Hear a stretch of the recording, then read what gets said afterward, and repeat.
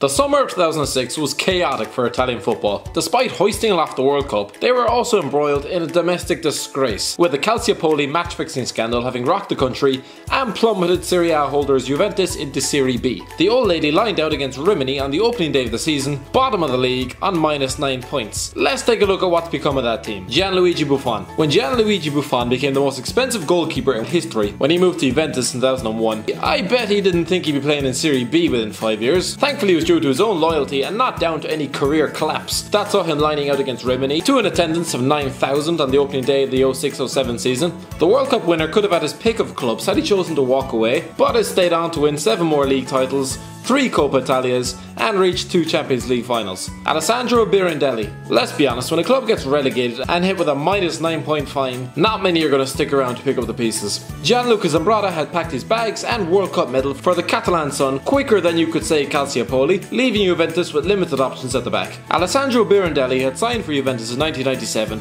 and while he often found it difficult to break into the side, finally established his worth during the 06-07 campaign, with the right back becoming vice captain and helping the club to promotion. However, upon Claudio Ranieri's appointment the following season, he barely played and left the club at the end of the season. He's since taken in spells with Pisa Calcio and AS Pesina Val del Giovenco, before assuming a month-long managerial stint at US Pistoiese. John Along Boomsong. Alright, Newcastle fans, raise your hands if you ever thought John Along Boomsong would go on to play for Juventus. The French centre-half had flopped spectacularly during his 2-year spell at St James's Park, so while a demotion to a secondary league made sense, his destination definitely did not. His form did improve, playing 33 games as the club won promotion, before failing to play a minute of Serie A football the following season. Probably a wise choice. He's since spent time at Lyon and Panathinaikos before retiring in 2013. Robert Kovac. When Robert Kovac swapped Bayern Munich for Juventus in the summer of 2005, he was walking headfirst into a towering inferno. The 32-year-old Croatian international decided to stay on following relegation before moving straight back to Germany with Borussia Dortmund. He lasted 1 season there before seeing out the final 2 years of his career in his homeland with Dinamo Zagreb. Giorgio Chiellini. One of the best decisions Giorgio Chiellini ever made was sticking with Juventus in the chaotic summer of 2006. The promising 21-year-old centre-half had recently broken into the national side and would have had many European clubs sniffing around for his signature. Instead, he's gone on to play over 400 games for the old lady, establishing himself as one of the world's top defenders, winning trophies on an annual basis, and allowing Luis Suarez to have a taste of his shoulder. Marco Marchioni. If there was one man who was probably delighted to be swapping the top flight for Serie B, it was Marco Marchioni. The 26-year-old had performed well for Parma, helping them avoid relegation during the 05-06 season, but when a club of Juventus stature comes knocking, they could be playing in the Icelandic League and you'd still be signing for them. The winger was a key player as the club earned promotion. He signed for Fiorentina in July 2009 before returning to Parma on a free transfer 3 years later. He took in a short spell at Sampdoria in 2014 and has been with Latina Calcio since August 2015. Matteo Paolo. If there was ever a stopgap, it was Matteo Paolo. Having been turfed out of the Stadio dell'Alpi in 2003 following one miserable performance, he was dragged back in 2006 and now holds the record of being the first player to ever score for the club in Serie B. Not sure if that's one to be proud of. He played 28 games for the club before leaving for Geneva in 2007. Since 2015, the 34-year-old has been on the books of Serie A club Crotone. Giuliano Giannicheda. Having signed for Juventus in 2005 from Lazio, Giuliano Giannicheda had found himself quite ornamental sitting on the bench every week. It was only in Serie B where the club were forced to trust him.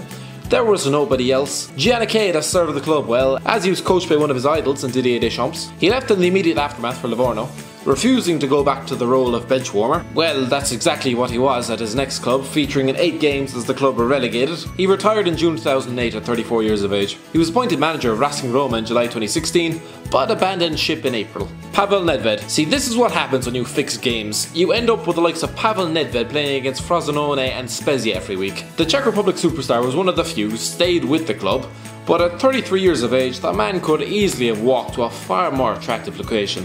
It didn't go smoothly for the Ballon d'Or winner, threatening retirement midway through the season after receiving a 5-game ban following a red card. However, he stayed with the club, broke Luis Figo's leg the following season, before retiring as captain in May 2009. As of October 2015, Nedved is the vice chairman of Juventus board of directors. Let's hope he's not on the phone to referees every week. Marcello Zalaieta. Marcello Zalaieta had been at Juventus since 1997, and the thing he was most known for was having a penalty saved by Dida in the 2003 Champions League final against AC Milan. He also had a spot kick saved by Mark Schwarzer in Uruguay's failed playoff bid for the 2006 World Cup. Basically, don't let that man near a penalty spot. If he thought Serie B was going to be his chance for redemption in the black and white shirt, he was wrong. Unsurprisingly, his unimpressive decade at the club came to a long overdue end at the end of the season. He since played for Napoli, Bologna and Calciopoli, but the Uruguayan has fared best in his homeland, signing for Penarol in 2011 and scoring 48 goals across 5 seasons before retiring in 2016.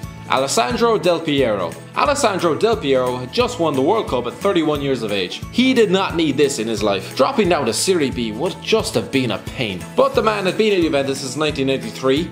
You don't break that bond easily. He scored 20 goals in 35 league games and continued that form into the following season with 13 Serie A goals. He stayed with the club until 2012, bowing out with his first legitimate Serie A title since 2003 before signing for Sydney FC. He scored 24 goals across 48 games, was worshipped as an Aussie hero before seeing out his days at Delhi Dynamos in 2014, where he scored once in 10 games.